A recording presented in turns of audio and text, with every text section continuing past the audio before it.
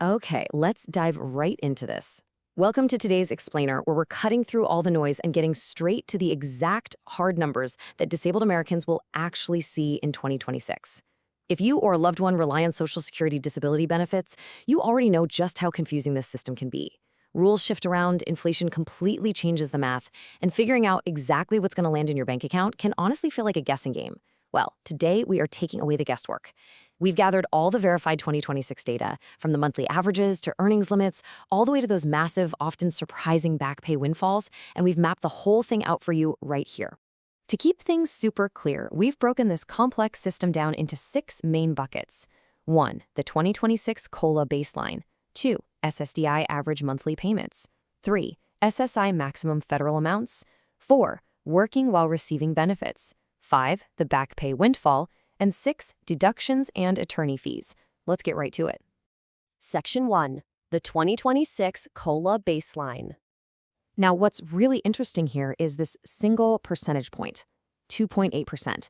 That is the officially confirmed cost of living adjustment, or COLA, for 2026. So why does this matter so much? Well, COLA is basically the government's direct response to inflation. It's built into the system so that as the price of groceries, housing, everyday stuff goes up, your benefits don't completely lose their purchasing power. Now, it's not meant to be some massive raise, but this 2.8% increase, it is an absolutely crucial stabilizer for your household budget this year. Moving on to Section 2, SSDI average monthly payments. Let's anchor all that abstract policy into a hard dollar amount, right?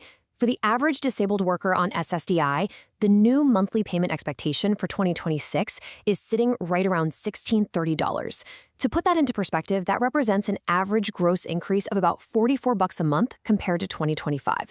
And hey, if you've got a family, like say a spouse and a child receiving dependent benefits, that family average jumps up to about $2,937 a month. So on paper, you're looking at an extra $44 a month as an individual. But hold on a second, because that gross number isn't exactly what you're going to take home. So here is the crucial point we absolutely have to talk about: the hidden deduction. Look, if you've been on SSDI for 24 months, you become eligible for Medicare. And Medicare Part B premiums, they get automatically deducted right out of your SSDI check. For 2026, the standard Medicare Part B premium went up to $202.90 a month. That's a $17.90 jump from last year.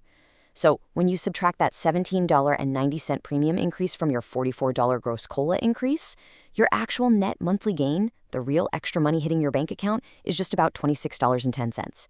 It is so vital to use this net number, not the gross number, when you're mapping out your monthly budget for 2026.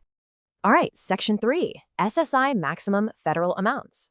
Now, unlike SSDI, which relies on your past work credits, SSI is a needs-based program.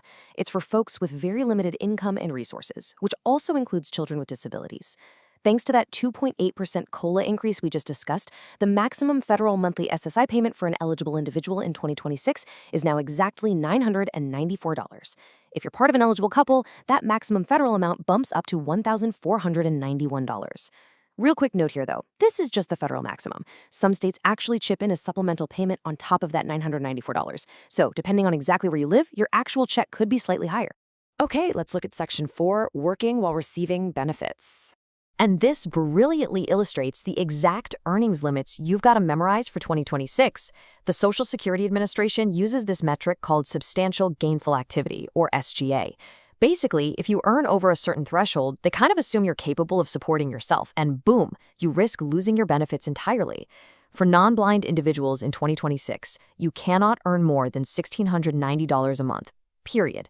If you're statutorily blind, that limit is a bit higher, capping at $2,830. We also have a trial work period threshold to consider. If you want to test the waters and see if you can return to work, you can earn over $1,210 a month for up to 9 months within a 60-month window without immediately jeopardizing your benefits. The bottom line here, you need to track literally every single dollar you earn against these limits. Which brings us to Section 5, the back pay windfall.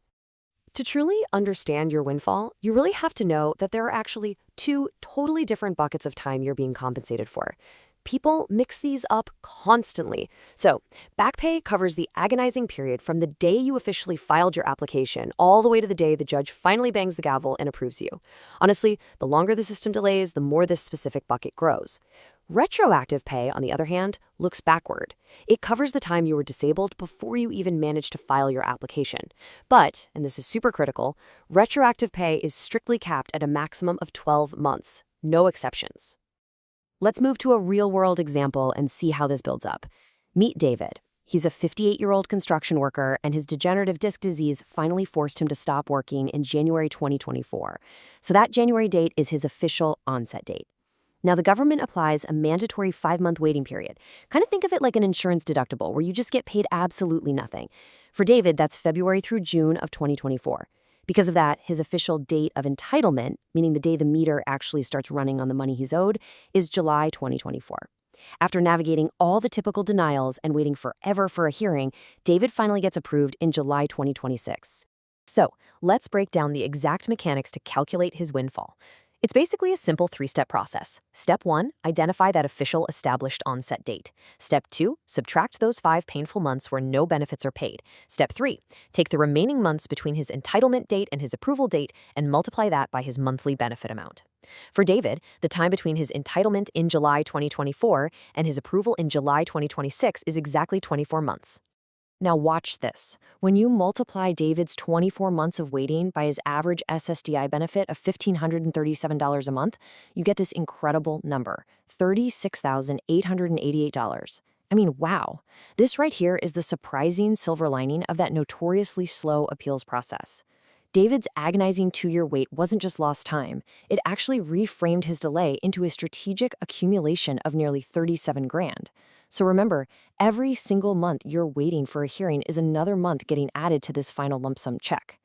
All right, final section. Section 6, deductions and attorney fees.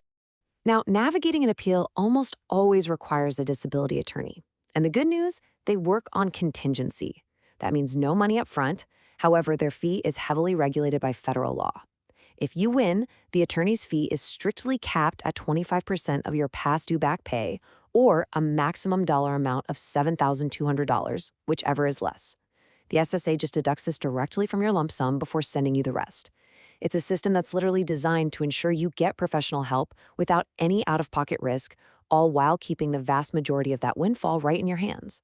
But besides attorney fees, you absolutely must be aware of disability offsets. The government has this strict rule. Your combined total disability income from all sources cannot exceed 80% of what you earned on average before you became disabled. So if you were getting workers' comp, state disability benefits from places like California or New York, or maybe certain public disability pensions while you were waiting for your SSDI approval, well, the SSA will reduce your back pay to ensure you don't cross that 80% threshold.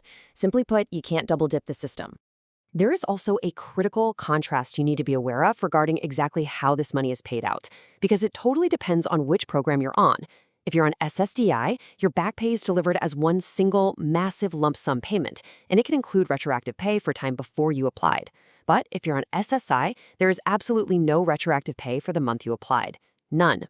Furthermore, if your SSI back pay is large, the SSA is actually required by law to pay it out slowly in up to 3 installments, separated by 6 months each.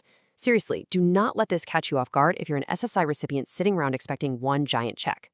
We'll wrap up today's explainer with a provocative question that catches so many people completely by surprise. Will you actually owe taxes on that $37,000 back pay windfall? Well, the short answer is yes, it's potentially taxable. Receiving 2 whole years' worth of income in a single day can artificially push you right into a much higher tax bracket for that specific year. But here is the secret. The IRS knows this isn't entirely fair. They have a special rule that allows you to spread that lump sum income backward to the prior years it was actually supposed to be paid in. This can dramatically lower or sometimes even completely eliminate the tax hit. It's complicated, though. So as you look at your 2026 benefits and try to figure out exactly how much money disabled Americans receive monthly, make sure to consult a tax professional to protect your windfall. Knowledge is your best asset here. Thank you so much for joining us as we unpack the numbers today, and we'll see you in the next explainer.